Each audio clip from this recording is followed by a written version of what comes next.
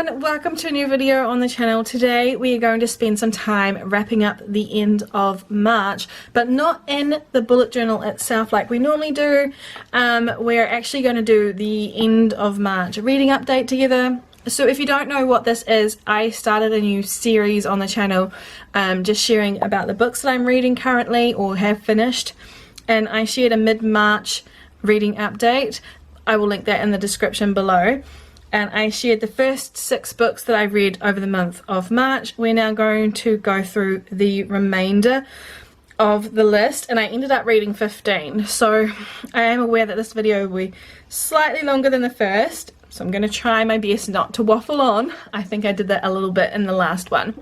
So the first book that we're going to look at is one that I mentioned in that last video in my currently reading section. And it was called Falling Hard for the Royal Guard by 𝓤𝓮. It was an e-arc that I got, and I picked it up after a few good reviews made me want to read it. Now, I think I am not the right person for these types of books.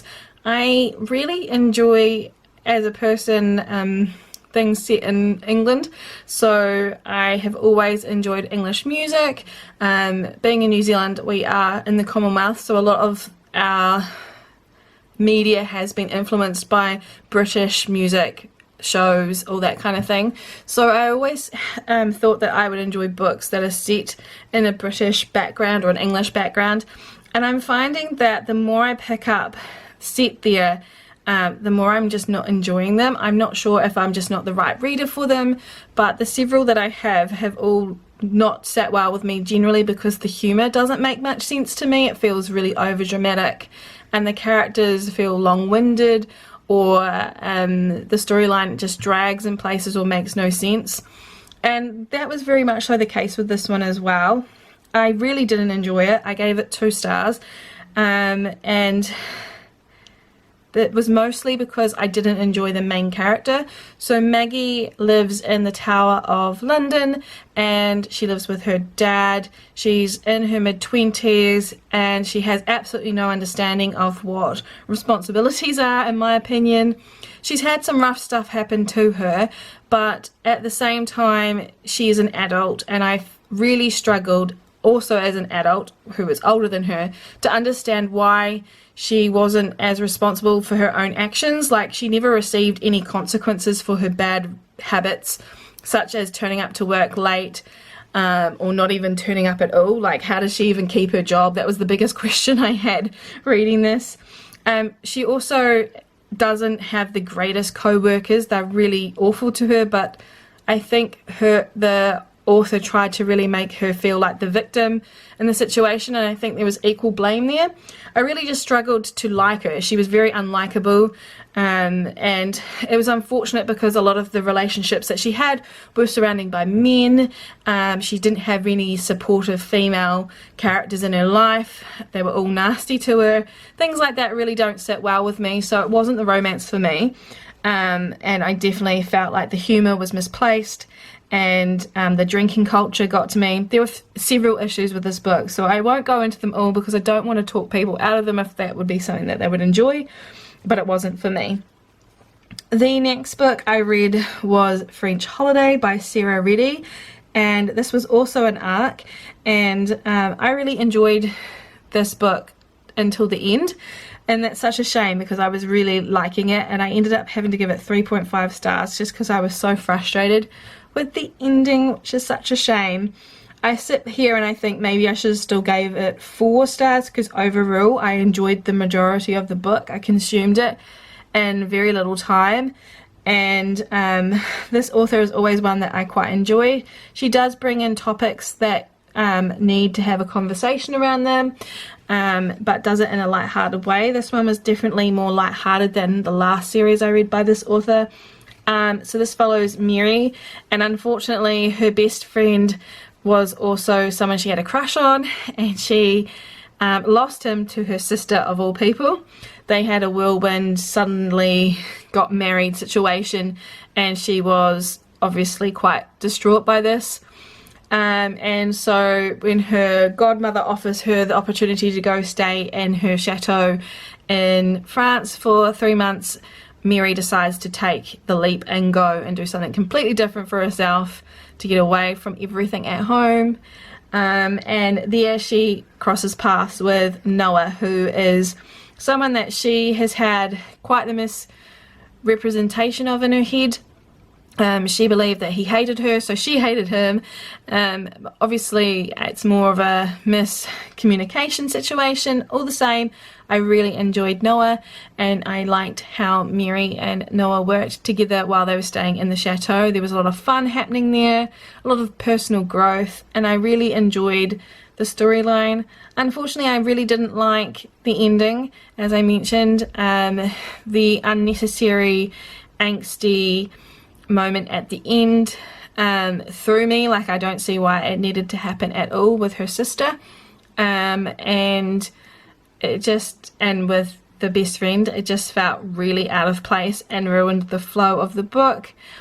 And also the actual ending, whilst it came full circle, I wasn't happy with the tropes that were used, so that's why I gave it 3.5 stars. But it was a good read, and I had a lot of laughter reading it, so I think maybe I was a little critical with that review, it being 3.5, but I'm going to stick with it because that's what I put down at the time and that's how I felt. The next book I read is actually finally one that I can show you the cover, and it was Vespertine by 𝓦𝓱𝓮𝓻, and it was a 5-star read. I absolutely love 𝓦𝓱𝓮𝓻. I believe that she can do no wrong now. I've read every single book that she has out on the market right now, and all of them except, oh, actually I gave one 4.5 stars, the rest are all 5. So I'm very much so sold on the way that this author writes. So this is a story about a young girl called 𝓤𝓤𝓻𝓮, and she was uprooted from her family because she was possessed by a spirit when she was younger. And she now lives in a convent, and her convent is attacked, and in the end she takes in what is called a revenant, which is a special class of spirit. So this world is set around different classes of spirits, some good, some bad, mostly bad, and the revenant is one of the most powerful. And I loved the way that this author wrote an entire relationship. I'm not meaning physically or intimately, with 𝓤𝓤𝓻𝓮 and the Revenant. I think it was so well done. I absolutely loved Revenant. They were my favourite character. The banter was top notch as expected from this author, and the storyline is so interesting. So earlier in the month I read The Foxglove King, which was also heavy with a church aspect or religious aspect, and so I was dubious that I was going to feel similar thoughts about this one because it's not my favourite thing to read about. Being a historian, I do find religious aspects in books hard to grasp if there's any hint of it being towards something that has happened in the past. But with this book I had no issues. I absolutely loved it. The whole storyline is fantastic. 𝓤𝓤𝓻𝓮 is a fantastic female lead. She's strong where she needs to be, and yet can be quite vulnerable and weak, and I loved that her weaknesses were pointed out to her and she had place to grow from them. Revenant wasn't going to just sit there and take her doing awful things to her body, like not eating and stuff. And so I really enjoyed their connection. I also enjoyed the side characters. The assuming villain was great, and the plot twists kept me reading. We did this as a book club read. I've got a small like private buddy read book club kind of thing going on with 3 other friends, and we read this together and we all gave it 5 stars. We all enjoyed it a great deal. The next book I read was Wise and Nerve by Marissa Meyer. This is a graphic novel set in the Lunar Chronicle series, and I finished Winter at the start of the month. I mentioned that in the previous book. This book is big, so there we go. And I also enjoyed this. It follows Eco, which is one of the characters from the main group of misfits, I suppose you would call them, or heroes now. Eiko is an android, and she's very human-like, and I liked watching her weaknesses and wishing she was more human than what she was, and also her strengths at being more compassionate than some of the humans that exist in this world. I enjoyed returning to characters that I had fallen in love with in the series as well, and I did think that the new villainous aspect made sense, but I did feel like it wasn't the greatest thing either. Like, it didn't really hold my attention as much as I was hoping for. All the same, I gave this 4 stars because I did enjoy it, and I read it very quickly. It is only 240 pages long, so I did it in one sitting, and then I moved straight on to the second book in the series, which is Gone Rogue. And again, same feeling. I enjoyed it. I liked the parts with the characters that I've come to love. The small plot twists, whilst predictable, were well done, and I liked learning more about Kenny, which is the main male protagonist in this, I suppose you would say. He was cool. A lot of people don't like him. I could kind of see where he was coming from, but I wish there had been a little bit more focus on that romance aspect if it was going to be put into the book. I would have liked to see how it developed a bit more, but the ending with the villain was a bit of a letdown. Still, I gave it 4 stars as well. The last physical book I have, and it's teeny tiny, is Mysteries of Thorn Manor by Margaret Rogerson. So you already know, because I said that I've given every other book except for one 5 stars. This was also a 5-star read.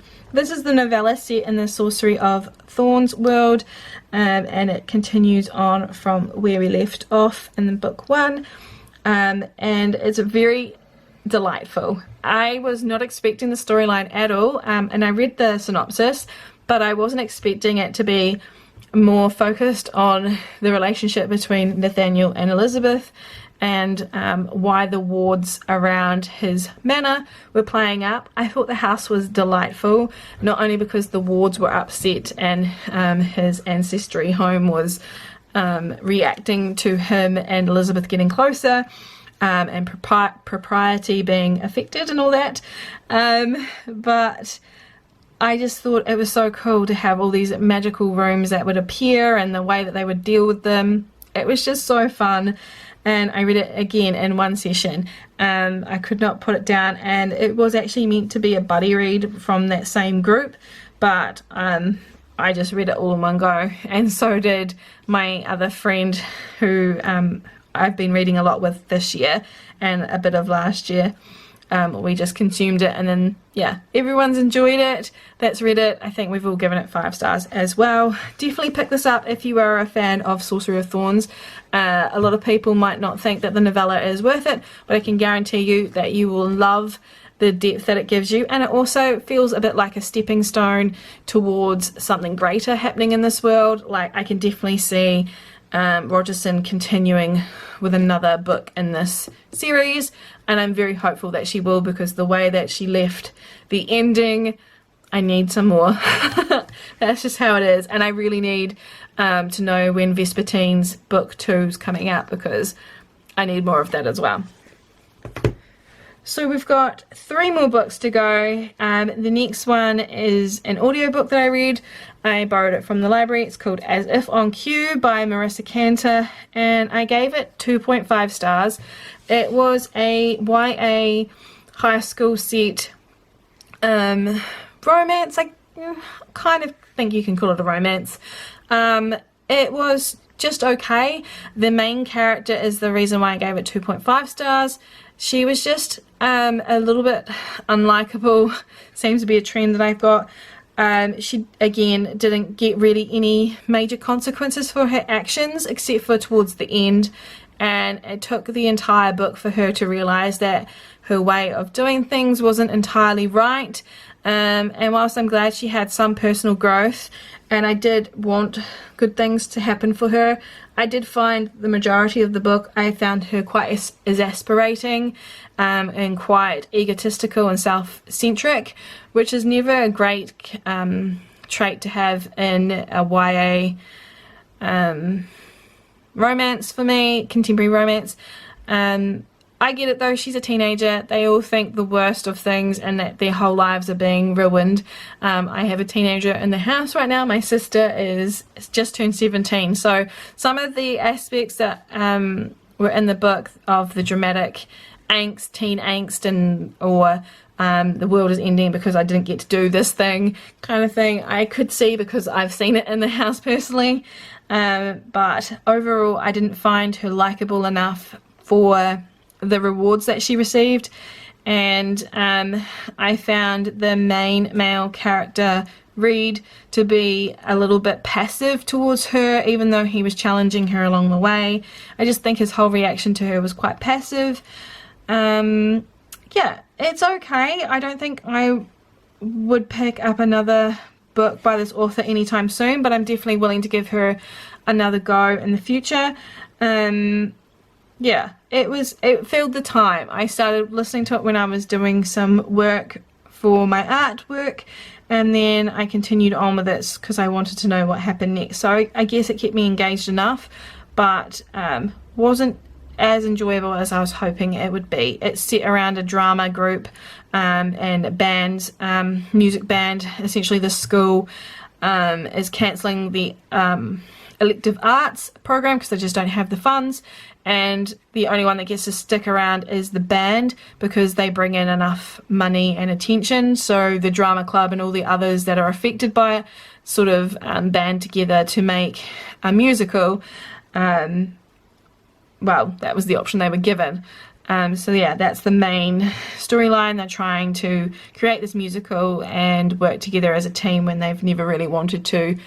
And there were aspects that I did enjoy about it, but overall it didn't keep me as interested as I was hoping it would. And the next book I read or listened to was Some Mistakes Were Made by Kristen Dwyer. I think I'm saying that right.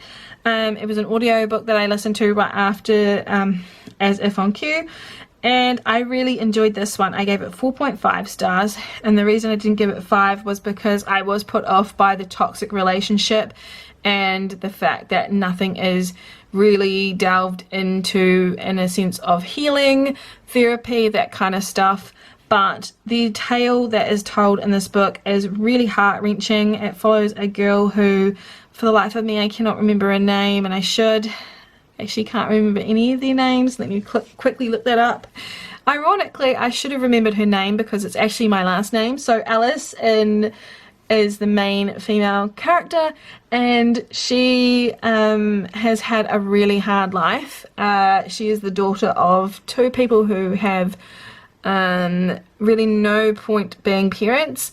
One unfortunately has succumbed to addiction and is in and out of jail because of his drug abuse, and the other is just a really absentee mother who uses and abuses the father and comes and goes when she feels like it, steals money, that kind of thing. It's not really parenting for the win there. And so Alice spends a lot of her time with a family that seem a bit more put together. I hate making that comparison, but essentially they are the American type family. You know, they've got 3 kids, they've live in a nice comfortable house, they've got respect from the people around them in the community, that kind of thing.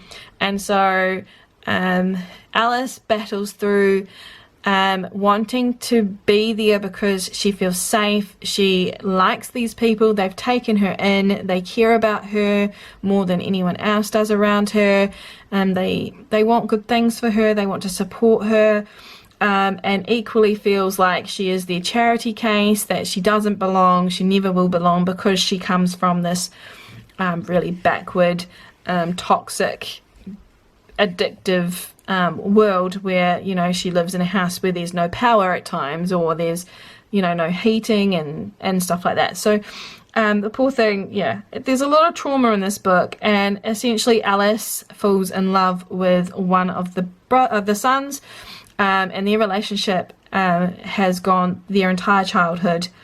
Eventually that leads to quite a dependency between the two of them on each other, and unfortunately something happens, and that family that's taken her in tell her that she has to go stay with her aunt in California for her last year of high school because the level of dependency between the two of them is just too much, and it's going to end up leading to them both doing really bad things because they almost ended up in jail.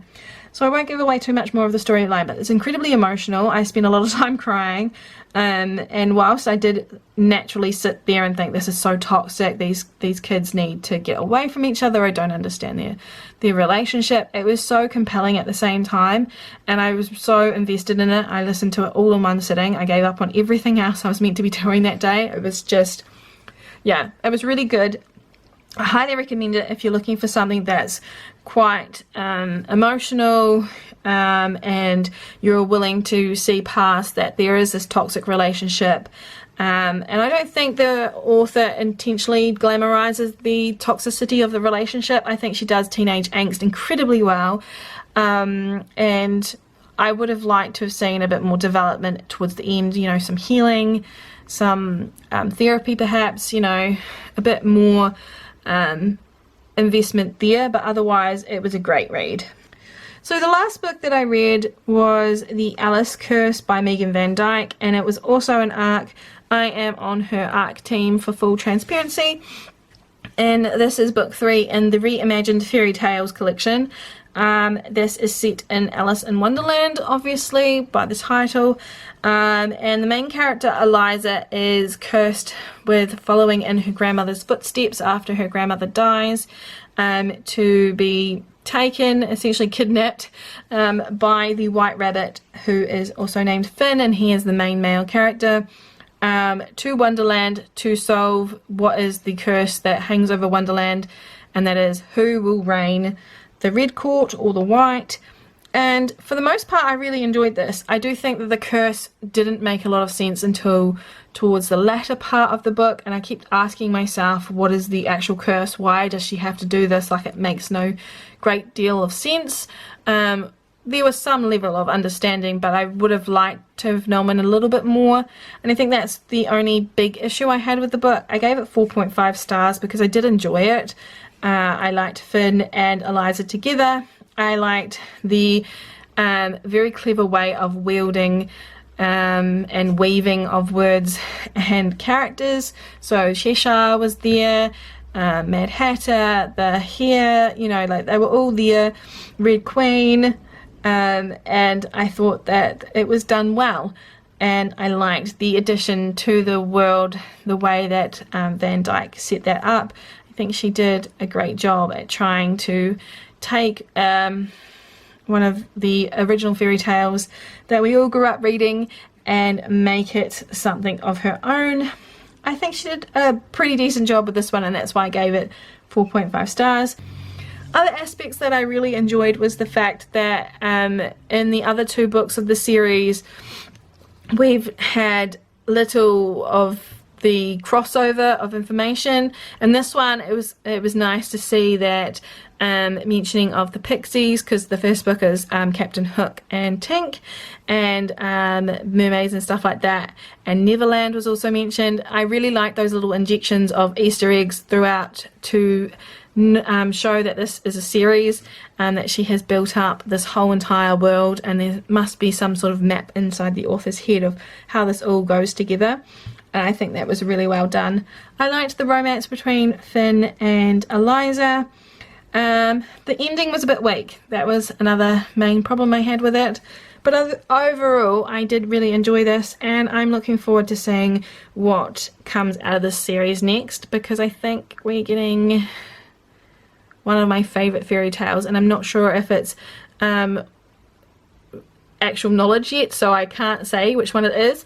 But so far we've had Captain Hook and Tink, and then we had a mashup of Snow White and Cinderella in book 2, and this one was Alice in Wonderland. So yeah, I'm looking forward to seeing the next book and how that will work, but this one was good, and I hope that the author has a good release date. Thank you so much for spending some time with me today, going through the final books of March with you all. I know these videos are a little bit long. I'm hopeful that I can edit some of my rambling out if I think it doesn't work, but I enjoyed sharing my thoughts with you. I hope that you have a great month of April ahead with reading and personally, and I will be back with another video very soon. I have quite a few filmed and ready to go, so hopefully I can get a little bit more consistent with my schedule and sharing all these videos with you all. Bye everyone!